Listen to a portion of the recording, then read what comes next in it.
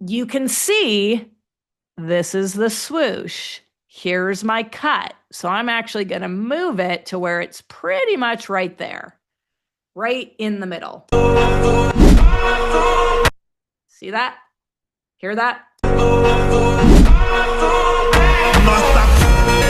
That's without the swoosh on this one. Let's just watch it again. No swoosh.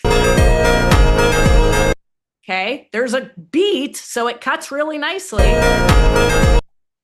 But now let's see what happens when we add the swoosh.